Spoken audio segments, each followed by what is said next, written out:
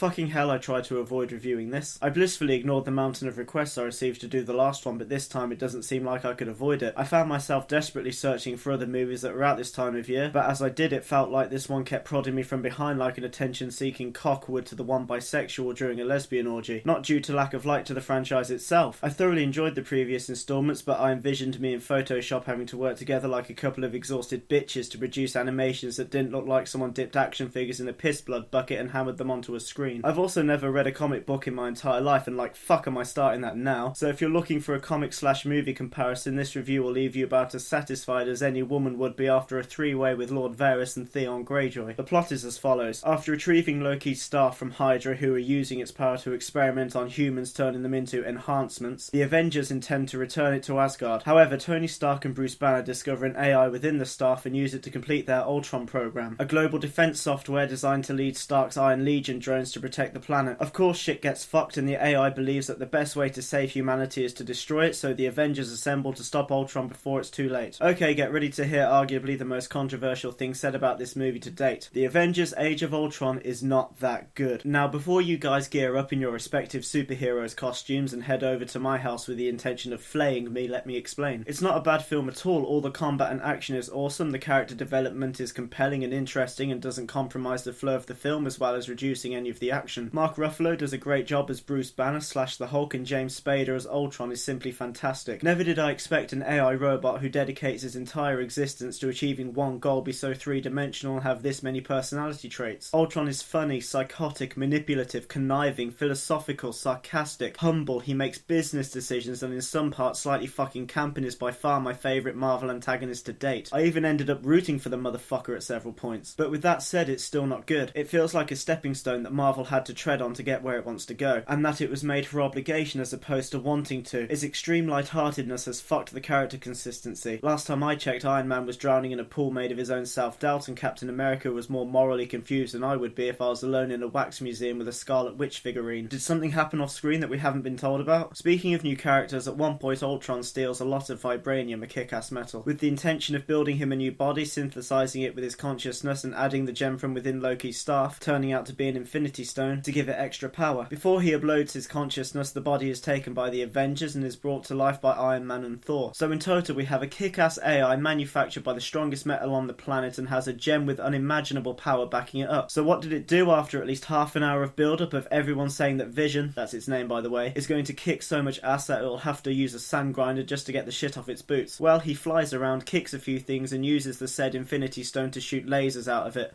A motherfucking laser beam. Surely that's not using its full potential, like paying insane amounts of money for the best hooker around and just having her stand there and watch you masturbate half-heartedly with your eyes closed. It feels so stretched as well. The first film felt tight and didn't waste any of its 141-minute duration on shit that didn't need to be there. This one, despite being shorter, feels a little drawn out, especially a section in the middle that fucked the film so hard its ass would have to learn to cry just to provide some fucking lubrication. So yeah, it's okay at best. It's inferior to its predecessor and nowhere near the best Marvel movies so far, and it failed to meet my expectations almost more than my signature fails to meet an anti-abortion petition.